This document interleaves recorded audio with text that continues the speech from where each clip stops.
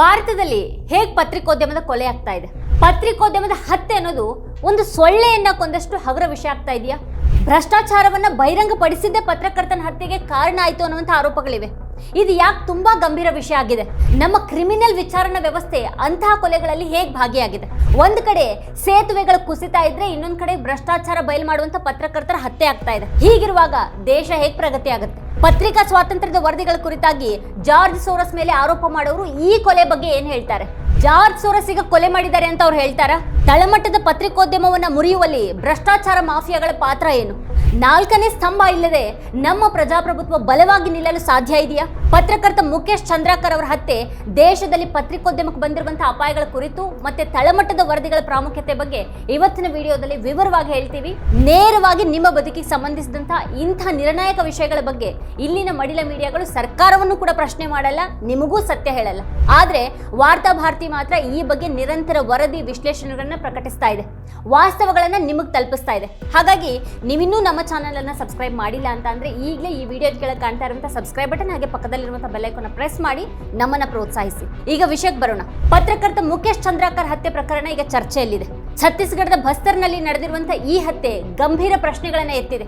28ರ ಹರೆಯದ ಮುಖೇಶ್ ಚಂದ್ರಾಕರ್ ಜನವರಿ 1ರಿಂದ ಕಾಣೆ ಆಗ್ತಾರೆ. ಕಡೆಗೆ ಅವ್ರ ಶವ ಜನವರಿ 3ರಂದು ಗುತ್ತಿಗೆದಾರರೊಬ್ಬರ ಸೈಟ್ ನಲ್ಲಿ ಇದ್ದಂತಹ ಸೆಪ್ಟಿಕ್ ಟ್ಯಾಂಕ್ ನಲ್ಲಿ ಪತ್ತೆಯಾಗಿತ್ತು. ಮೃತದೇಹದ ಮೇಲೆ ಶಸ್ತ್ರಾಸ್ತ್ರಗಳಿಂದ ಮಾರಣಾಂತಿಕ ಹಲ್ಲೆ ನಡೆಸಿದಂತಹ ಗುರುತುಗಳಿದ್ವು. ಅನುಮಾನ ಬರಬಾರದು ಅಂತ ಟ್ಯಾಂಕ್ ಮೇಲೆ 4 ಇಂಚು ಸಿಮೆಂಟ್ ಸ್ಲ್ಯಾಬ್ ಅನ್ನ ಇಟ್ಟು ಬಂದ್ ಮಾಡಿದ್ರು ಅಂತ ಪೊಲೀಸ್ ಮೂಲಗಳು ತಿಳಿಸಿವೆ. ಹೇಗೆ ಈ ದೇಶದಲ್ಲಿ ಪತ್ರಕರ್ತರನ್ನ ಒಂದು ಜಿರ್ಲೆ ಸಾಯಿಸಿದಕ್ಕೆ ಸಲೀಸಾಗಿ ಕೊಲ್ಲಬಹುದಾಗಿದೆ ಅಲ್ವಾ ಅನ್ನೋದು ಆತಂಕ ಹುಟ್ಟಿಸುವಂತ ಸಂಗತಿ. ಆರೋಪಿಗೆ 2 ದಿನದಲ್ಲಿ ಬೇಲ್ ಸಿಗುವಂತ ಈ ವ್ಯವಸ್ಥೆಯಲ್ಲಿ ಒಬ್ಬ ಪತ್ರಕರ್ತನ ಜೀವಕ್ಕಿರುವಂತ ಬೆಲೆ ಏನು? ಪ್ರಮುಖ ಸುದ್ದಿ ಚಾನೆಲ್ಗೆ ಸುದ್ದಿಗಾರನಾಗಿದ್ದಂತಹ ಮುಖೇಶ್ ಚಂದ್ರಾಕರ್ ಸ್ಥಳೀಯವಾಗಿ ಬಸ್ತರ್ ಜಂಕ್ಷನ್ ಅನ್ನುವಂಥ ಯೂಟ್ಯೂಬ್ ಚಾನೆಲ್ ಅನ್ನು ಕೂಡ ಹೊಂದಿದ್ರು. ಅದು 1.5 ಲಕ್ಷಕ್ಕೂ ಹೆಚ್ಚು ಚಂದಾದಾರರನ್ನ ಹೊಂದಿತ್ತು. ಅವ್ರ ಯೂಟ್ಯೂಬ್ ಚಾನೆಲ್ ಬಸ್ತರ್ ಜಂಕ್ಷನ್ ನಲ್ಲಿ 486 ವಿಡಿಯೋಗಳಿದ್ದು 1.61 ಲಕ್ಷಕ್ಕೂ ಹೆಚ್ಚು ಚಂದಾದಾರರಿದ್ದಾರೆ. ಅದರಲ್ಲಿರುವಂತಹ ಹೆಚ್ಚಿನ ವಿಡಿಯೋಗಳು ಸರ್ಕಾರ ಮತ್ತೆ ಮಾವೋವಾದಿ ಸಂಘರ್ಷಕ್ಕೆ ಸಂಬಂಧಪಟ್ಟಿದ್ದವು.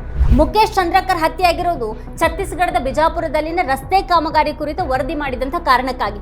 ಮುಖೇಶ್ ಚಂದ್ರಾಕರ್ ಕೆಲ ದಿನಗಳ ಹಿಂದೆ ಗಂಗಾಳೂರಿನಿಂದ ನೆಲೆಸ್ನರ್ ಗ್ರಾಮದ ರಸ್ತೆ ನಿರ್ಮಾಣದಲ್ಲಿ ಗೋಲ್ಮಾಲ್ ಆಗಿರೋದಾಗಿ ಒಂದು ವರದಿಯನ್ನ ಮಾಡಿದ್ರು. ಅದು ನೇರವಾಗಿ ಸುರೇಶ್ ಚಂದ್ರಾಕರ್ ಅನ್ನುವಂಥ ಗುತ್ತಿಗೆದಾರನ ವಿರುದ್ಧ ಇತ್ತು. ಆ ವರದಿ ಬಳಿಕ ಅವರಿಗೆ ಕೆಲವರಿಂದ ಬೆದರಿಕೆ ಕರೆಗಳು ಕೂಡ ಹೋಗಿದ್ವು. ಬೆದರಿಕೆ ಕರೆ ಮಾಡಿದವ್ರ ಪೈಕಿ ಸುರೇಶ್ ಚಂದ್ರಾಕರ್ ಕೂಡ ಇದ್ದ ಅಂತ ಹೇಳಲಾಗಿದೆ. ಎಲ್ಲರೂ ಹೊಸ ವರ್ಷದ ಸಂಭ್ರಮದಲ್ಲಿದ್ದಾಗ ರಿತೇಶ್ ಮತ್ತೆ ಮಹೇಂದ್ರ ಅನ್ನೋರು ಮುಖೇಶ್ ಅವರನ್ನ ಕರೀತಾರೆ. ಅಲ್ಲಿ ಮುಖೇಶ್ ಮಾಡಿದಂಥ ವರದಿ ವಿಚಾರವಾಗಿ ಚರ್ಚೆ ಆಗುತ್ತೆ. ಅದು ತೀವ್ರ ಬಿರುಸಿನ ಮಾತಿಗೆ ಮಾತಾಗಿ ಬೆಳೆದು ಹೋಗುತ್ತೆ. ಅದು ತಾರಕಕ್ಕೇರಿ ಮುಖೇಶ್ ತಲೆಗೆ ಹೊಡೆದು ಆತ ಅಲ್ಲೇ ಸಾವನ್ನಪ್ತಾರೆ. ಕಡೆಗೆ ಅದನ್ನು ಮುಚ್ಚಾಕೋದಿಕ್ಕೆ ಸೆಪ್ಟಿಕ್ ಟ್ಯಾಂಕ್ ನಲ್ಲಿ ಮುಖೇಶ್ ಶವವನ್ನ ಹಾಕಿ ಅದ್ರ ಮೇಲೆ ಕಾಂಕ್ರೀಟ್ ಸ್ಲ್ಯಾಬ್ ಅನ್ನು ಹಾಕಲಾಗುತ್ತೆ. ಮುಖೇಶ್ ಅವರ ಮೊಬೈಲ್ ಸಿಗ್ನಲ್ ಕಡೆಯದಾಗಿ ಪತ್ತೆಯಾದಂಥ ಲೊಕೇಶನ್ ಮೂಲಕ ಇದೆಲ್ಲಾನು ಈಗ ಬಯಲಾಗಿದೆ. ಬಹಳ ಕೆಟ್ಟ ಸ್ಥಿತಿಯಲ್ಲಿ ಅವ್ರ ಶವ ಸಿಕ್ಕಿದೆ. ಇದು ಬರೀ ಒಂದು ಹತ್ಯೆಯ ವಿಚಾರ ಅಲ್ಲ.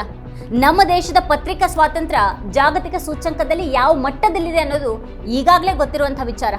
ಮದರ್ ಆಫ್ ಡೆಮೋಕ್ರಸಿ ನಮ್ಮದು. ಆದ್ರೆ ಇಲ್ಲಿ ಪತ್ರಕರ್ತರ ಹತ್ಯೆ ಬಹಳ ಸುಲಭವಾಗ್ಬಿಟ್ಟಿದೆ. ಹೇಗೆಲ್ಲ ಪತ್ರಿಕೋದ್ಯಮದ ಹತ್ಯೆ ಆಗ್ತಾ ಇದೆ ಅನ್ನೋದು ಯೋಚನೆ ಮಾಡಬೇಕಾದಂತಹ ಸಂಗತಿ.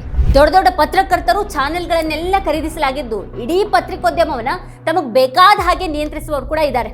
ಇದು ಪತ್ರಿಕೋದ್ಯಮದ ಹತ್ಯೆ ಆಗ್ತಾ ಇರುವಂತ ಒಂದ್ ರೀತಿ. ಮುಖೇಶ್ ತರದ ಸ್ಥಳೀಯ ವರದಿಗಾರರು ದೊಡ್ಡ ಚಾನೆಲ್ಗೆ ಕೆಲಸ ಮಾಡ್ತಾನೆ ತಮ್ಮದೇ ಆದಂತಹ ಯೂಟ್ಯೂಬ್ ಚಾನೆಲ್ ಅನ್ನು ಕೂಡ ಹೊಂದಿದ್ದಾರೆ. ಅವರ ಬಸ್ತರ್ ಜಂಕ್ಷನ್ ತುಂಬಾ ಒಳ್ಳೆ ಹೆಸರು ಮಾಡಿತ್ತು. ಬಸ್ತರ್ ರಸ್ತೆ ಕಾಮಗಾರಿ ವಿಚಾರವಾಗಿ ಅವ್ರು ಮಾಡಿದಂಥ ವರದಿನೇ ಈಗ ಅವ್ರ ಜೀವಕ್ಕೆ ಕುತ್ತಂದಿರೋದು. 50 ಕೋಟಿಯ ಆ ರಸ್ತೆಗೆ ಯಾವುದೇ ಹೇಳ್ಕೊಳ್ಳುವಂಥ ಕೆಲಸ ಮಾಡದೇನು 120 ಕೋಟಿ ಬಿಲ್ ಮಾಡಲಾಗಿತ್ತು. ರಸ್ತೆ ಇದ್ದ ಹಾಗೇನೆ ಇತ್ತು, ಆದ್ರೆ ಬಿಲ್ ಮಾತ್ರ 50 ಕೋಟಿಯಿಂದ 120 ಕೋಟಿಗೇರಿತ್ತು. ಅಂದ್ರೆ ಯಾವ ಮಟ್ಟದಲ್ಲಿ ಭ್ರಷ್ಟಾಚಾರ ನಡೆಯುತ್ತೆ ಅನ್ನೋದನ್ನ ಇಲ್ಲಿ ಯಾರು ಬೇಕಾದ್ರೂ ಊಹೆ ಮಾಡಬಹುದು. ನಕ್ಸಲರನ್ನ ನಿಭಾಯಿಸೋದು ನಮ್ಮ ವ್ಯವಸ್ಥೆಗೆ ದೊಡ್ಡದಲ್ಲ, ಆದ್ರೆ ನಮ್ಮ ವ್ಯವಸ್ಥೆಯಲ್ಲೇ ಹುಳುಕುಗಳಿವೆ. ನಮ್ಮಲ್ಲಿನ ಭ್ರಷ್ಟತೆನೇ ಮತ್ತೆ ಅವ್ರು ಮರಳಿ ಬರುವಂತೆ ಮಾಡುತ್ತೆ. ನಕ್ಸಲರನ್ನ ಸೋಲಿಸಬೇಕಾಗಿರೋದು ಬಂದೂಕಿನಿಂದ ಅಲ್ಲ, ಬದಲಾಗಿ ಬದಲಾವಣೆಯಿಂದ, ಪ್ರಗತಿಯಿಂದ. ಆದ್ರೆ ಈ ನಕ್ಸಲ್ ಪ್ರದೇಶದಲ್ಲಿನ ಅಭಿವೃದ್ಧಿಯನ್ನ ನೋಡ್ಕೊಂಡ್ರೆ ಅಲ್ಲಿ ದೊಡ್ಡ ದೊಡ್ಡ ಗುತ್ತಿಗೆದಾರರು ಆಡ್ತಾ ಇರುವಂತಹ ಆಟನೇ ಎಲ್ಲದಕ್ಕೆ ಕಾರಣ ಆಗಿದೆ. ಕಾಮಗಾರಿಗಳಲ್ಲಿ ಆಗ್ತಾ ಇರುವಂತಹ ಭ್ರಷ್ಟಾಚಾರ ವಿಷಯವನ್ನ ಇಟ್ಕೊಂಡೇ ನಕ್ಸಲರ್ ಮತ್ತೆ ಬರ್ತಾರೆ. ಈಗ ಮುಖೇಶ್ ಕೊಲೆ ಕೇಸ್ನಲ್ಲಿ ಆರೋಪಿ ಎನ್ನಲಾಗಿರುವಂತಹ ಸುರೇಶ್ ಚಂದ್ರಾಕರ್ ತನ್ನ ಮದುವೆಗೆನೆ 10 ರಿಂದ 12 ಕೋಟಿ ಖರ್ಚು ಮಾಡಿದವನು. ರಷ್ಯನ್ ಡ್ಯಾನ್ಸರ್ಗಳನ್ನ ಕರೆಸಿ ನೃತ್ಯ ಮಾಡಿಸಿರುವವನು. ಈತನ ಹೆಸರು ಕಾಂಗ್ರೆಸ್ ಜೊತೆ ಕೂಡ ಸೇರ್ಕೊಂಡಿದೆ. ನಿರ್ಮಾಣ ಮತ್ತು ಮೈನಿಂಗ್ ಗುತ್ತಿಗೆ ಈತನಿಗೆ ಕಾಂಗ್ರೆಸ್ ಸರ್ಕಾರದಿಂದಲೂ ಕೂಡ ಸಿಗ್ತಾ ಇತ್ತು ಅಂತ ಹೇಳಲಾಗ್ತಾ ಇದೆ. ಈ ಎರಡೂ ಪಕ್ಷಗಳ ನಡುವೆ ತಿಕ್ಕಾಟ ನಡೆದಿದೆ. ಬಿಜೆಪಿ ಸರ್ಕಾರವಂತ ರಾಜ್ಯದಲ್ಲಿ ಏನ್ ನಡೀತಾ ಇದೆ ಅಂತ ಕಾಂಗ್ರೆಸ್ ಕೇಳಿದ್ರೆ, ಕೊಲೆ ಆರೋಪಿ ಕಾಂಗ್ರೆಸ್ ಸರ್ಕಾರದಿಂದಲೂ ಕೂಡ ಗುತ್ತಿಗೆಯನ್ನ ಪಡಿತಾ ಇದೆ ಅಂತ ಬಿಜೆಪಿ ಆರೋಪ ಮಾಡೋದು ನಡೆದಿದೆ. ಆದ್ರೆ ಕೊನೆಗೆ ಏನಾಗುತ್ತೆ ಇಲ್ಲಿ? ಎಲ್ಲಾ ದೊಡ್ಡ ಪ್ರಕರಣಗಳಲ್ಲಿ ಆಗ್ತಾ ಇರೋ ಹಾಗೇನೆ ಇಲ್ಲಿನೂ ಆರೋಪಿಗಳಿಗೆ 2 ದಿನಗಳಲ್ಲಿ ಬೇಲ್ ಸಿಕ್ಬಿಡುತ್ತೆ. ಆದ್ರೆ ನ್ಯಾಯ? ಇದು ಬರೀ ಒಬ್ಬ ಪತ್ರಕರ್ತನ ಹತ್ಯೆ ಅಲ್ಲ, ಈ ದೇಶದಲ್ಲಿನ ಸತ್ಯದ ಹತ್ಯೆ. 2023ರಲ್ಲಿ ದೇಶದಲ್ಲಿ 5 ಪತ್ರಕರ್ತರ ಹತ್ಯೆ ಆಯಿತು. 226 ಪತ್ರಕರ್ತರು ಹಿಂಸೆ ಗುರಿಯಾಗಿದ್ರು. ಪತ್ರಕರ್ತರಿಗೆ ಬೆದರಿಕೆ ಒಡ್ಡಿದವರಲ್ಲಿ ಸರ್ಕಾರಗಳಿವೆ, ಸರ್ಕಾರಕ್ಕೆ ಹೊರತಾದವರಿದ್ದಾರೆ, ಪಕ್ಷಗಳಿವೆ, ಖಾಸಗಿ ವ್ಯಕ್ತಿಗಳು ಕೂಡ ಇದ್ದಾರೆ. 54 ಪತ್ರಕರ್ತರು ದಿಲ್ಲಿಯಲ್ಲಿ ಬೆದರಿಕೆ ಗುರಿಯಾಗಿದ್ರು.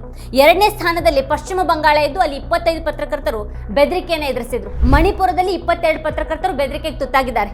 ಯುಪಿಯಲ್ಲಿ 20 ಪತ್ರಕರ್ತರಿಗೆ ಜೀವ ಬೆದರಿಕೆ ಇತ್ತು. ಕೇರಳದಲ್ಲಿ 16 ಪತ್ರಕರ್ತರು ಹಾಗೆ ಜಾರ್ಖಂಡ್ನಲ್ಲಿ 12 ಪತ್ರಕರ್ತರು ಪ್ರಾಣ ಬೆದರಿಕೆಯನ್ನು ಎದುರಿಸಿದ್ರು. ಅದಾದ ನಂತರ ಮಹಾರಾಷ್ಟ್ರ, ತೆಲಂಗಾಣ, ಅಸ್ಸಾಂ, ಬಿಹಾರ ಬರುತ್ತವೆ. ಎಲ್ಲಾ ಪಕ್ಷಗಳು ಕೂಡ ಇದರಲ್ಲಿ ಸೇರಿವೆ. ಪತ್ರಿಕಾ ಸ್ವಾತಂತ್ರ್ಯ ಕುರಿತ ವರದಿಗಳ ವಿಚಾರವಾಗಿ ಜಾರ್ಜ್ ಸೋರಸ್ ಮೇಲೆ ಆರೋಪ ಮಾಡಿಕೊಂಡು ಮತ್ತೊಂದು ಪಕ್ಷವನ್ನ ದೂಷಿಸುವವರು ಇದ್ರ ಬಗ್ಗೆ ಏನ್ ಹೇಳ್ತಾರೆ? ಪತ್ರಕರ್ತರಿಗೆ ಜೀವ ಬೆದರಿಕೆ ಒಡ್ಡೋದು, ಕಡೆಗೆ ಹತ್ಯೆನೂ ಕೂಡ ನಡೆದು ಹೋಗೋದು ಸಣ್ಣ ವಿಚಾರ ಅಲ್ಲ. ಉತ್ತರಾಖಂಡದಲ್ಲಿ ಡ್ರಗ್ ಮಾಫಿಯಾ ಕೇಸ್ ವಿಚಾರವಾಗಿ ವರದಿ ಮಾಡಿದಂತಹ ಯೋಗೇಶ್ ದಿಮಾಲಿ ವಿಷಯದಲ್ಲೂ ಕೂಡ ಇದೇ ರೀತಿ ಆಯಿತು. ಗುಜರಾತ್ನಲ್ಲಿ ಮರಳು ಮಾಫಿಯಾ ವಿರುದ್ಧ ಧ್ವನಿ ಎತ್ತಿದಂತಹ ಪತ್ರಕರ್ತರ ಕಥೆ ಕೂಡ ಇದೇ ಆಗಿತ್ತು.